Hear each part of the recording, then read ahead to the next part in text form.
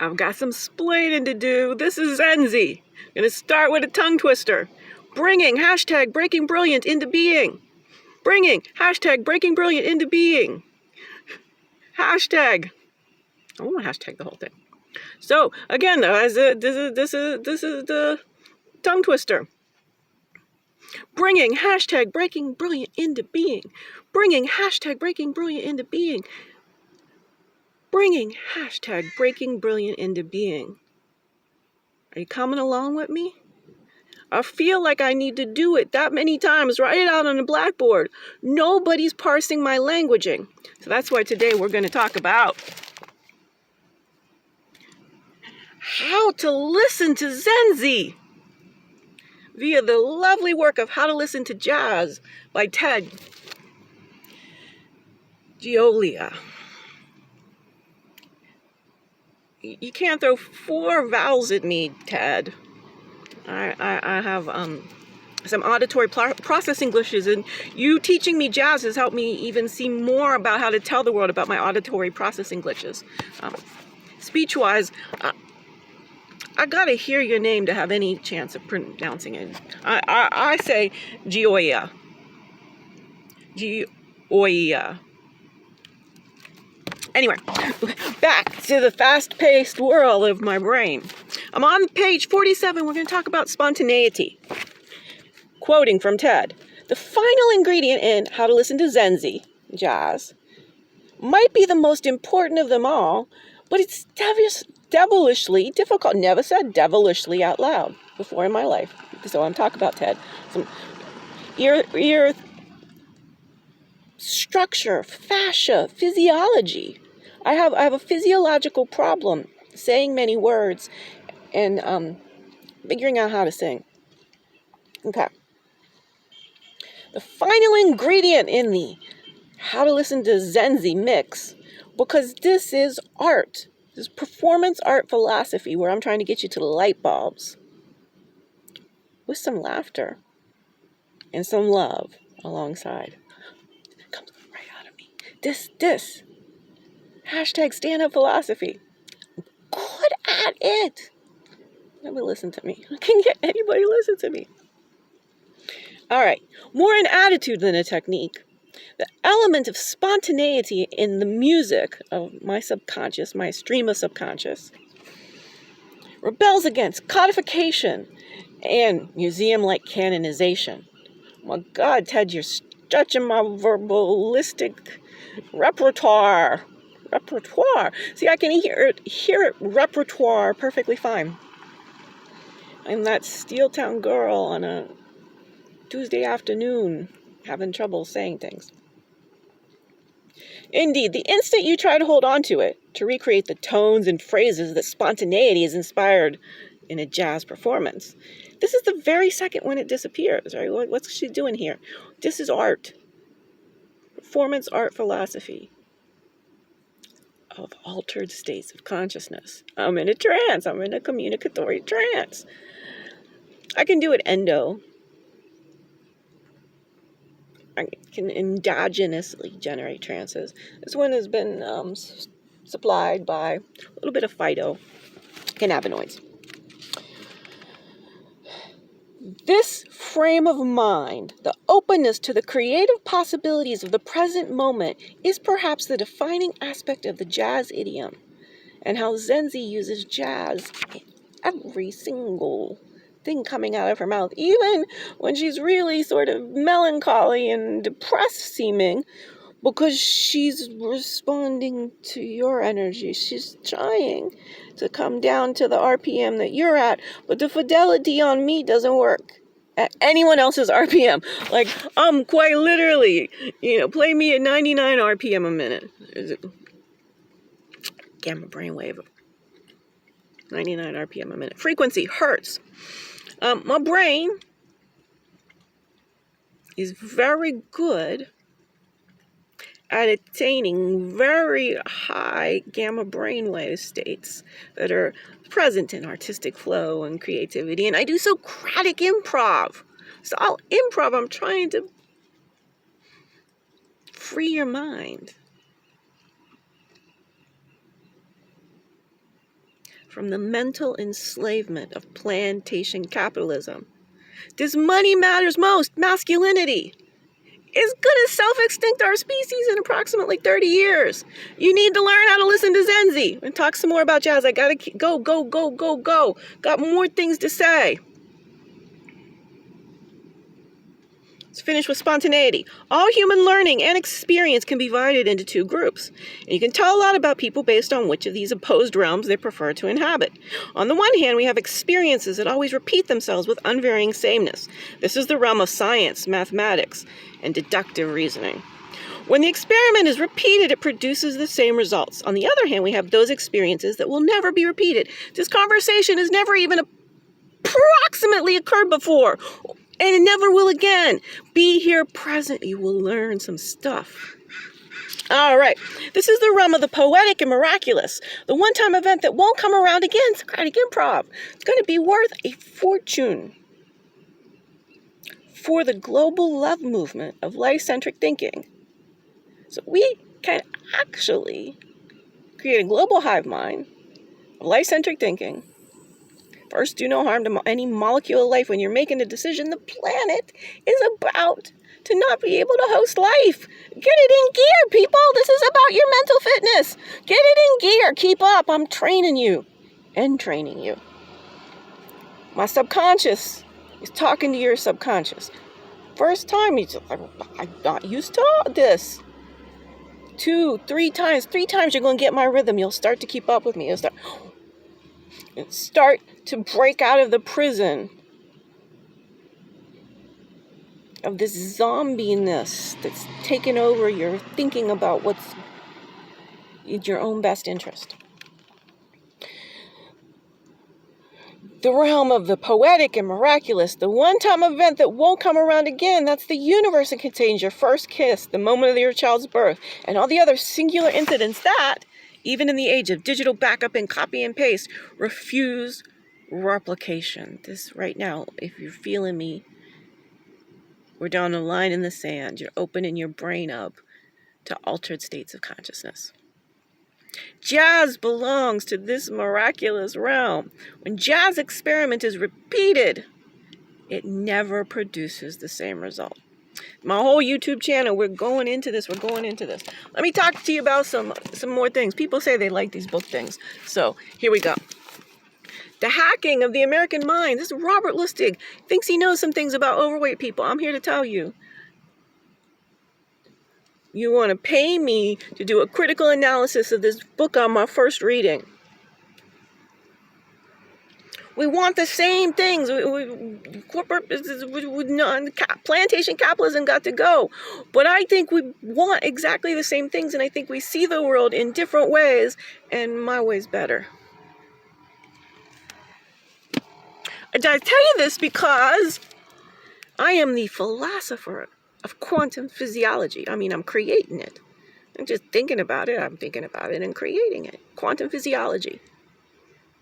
Science set free means an outlier. Wise feminine philosopher can sort the hard problem of consciousness into an easy pivot and create a POE, P-O-E, philosophy of everything from consciousness outward. I have done this. Nobel, please.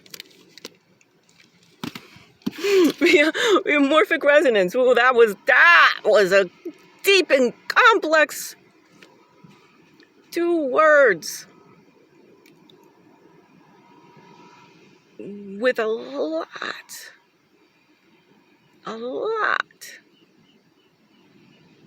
of AAVE tones thrown in. Nobel, please. This is what I want you to listen to me. Morphic resonance. I know how to get a Nobel just by asking. 4. Oh my God, look at this. Make sure that did you see this? A lab of one's own. Asking for a think tank of my own. The hashtag Wellbeing Philosophy Institute. To make clear, creative, anti-racist, life-centric thinking about human energy, potential, and well-being, a necessary global public good. We got money. I know how to use it to create artisanal capital. Everything's changing. There's not enough jobs. Everything's changing. People need money. The economy means people need more money. Doesn't mean don't give anyone enough money and expect the economy. Well, capitalism is just, cray cray. It's evil right now. Stop this madness. I went out to the co-author already. Doug. I'm a strange loop, Douglas Hofstadter. We think so similarly about consciousness, but I'm telling you, when you are ready to have another thing coming, there's some pivots. Really change. You and Dan Dennett. I'm ready to wow you guys. Gotta holler. Okay, Rupert Sheldrake, we got that. We got, I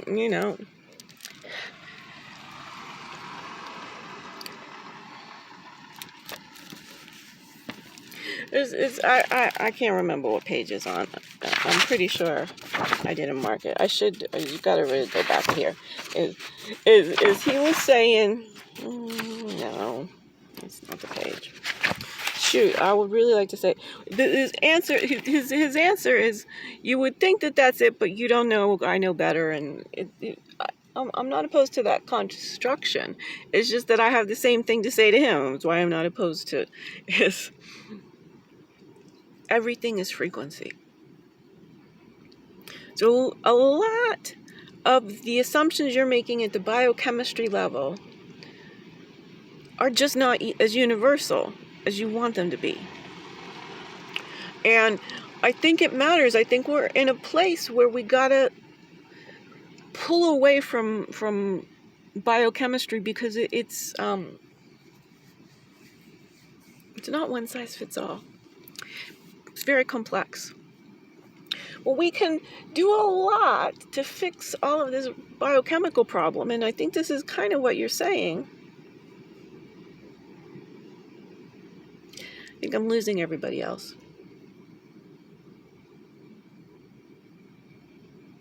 We think most of what we think we know is marketing manipulation.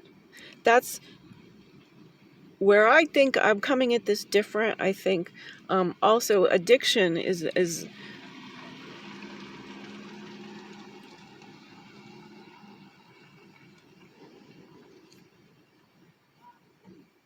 morbid obesity is not a hormonal problem. Hormones between the physiological abundance. The root cause of morbid obesity is trauma. It is an organism, a subconscious, a physiology that is experiencing an environment that is so hostile for any number of reasons. Lack of food, lack of appropriate nutrition, too much food. From my very first day, somehow, some way, I was given 3 or 4 or 5 times more calories than I needed, but my body kept saying I'm not getting the right nutrition. And it created just this constant disconnect. Wasn't enough nutrition, and I'm getting more and more and more calories. So my body's like, well, try all of these more calories. Maybe we'll get enough nutrition. It's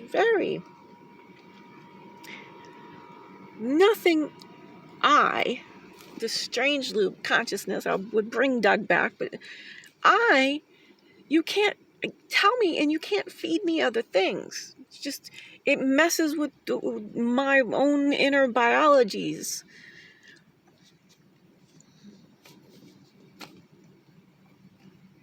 Evolutionary logic states,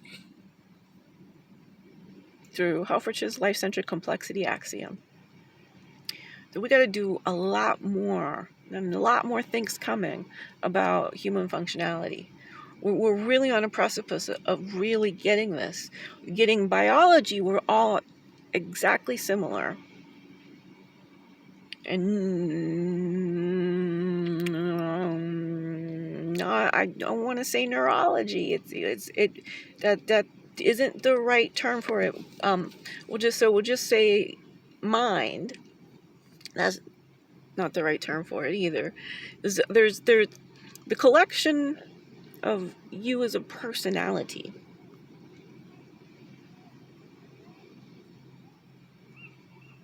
The first level of its functioning is your nervous system, and none of us have the slightest capability in the level of consciousness that our civilization operates on, how damaging we're being to ourselves and our loved ones. We have just brought this species to the brink of self-extinction.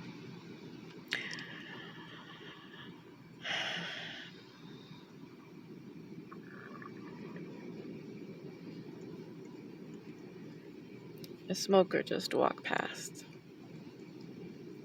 There goes all the goodness. Physiologically, I'm not going to take you through it or anything. I learned to mask quite well. But it is that this is just back to want to get me doing my monologues. I want to talk about what I'm experiencing in the world, what we're all experiencing.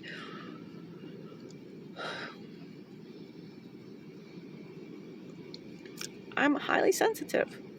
This body, this physiology is Lloyd's of London needs to insure me.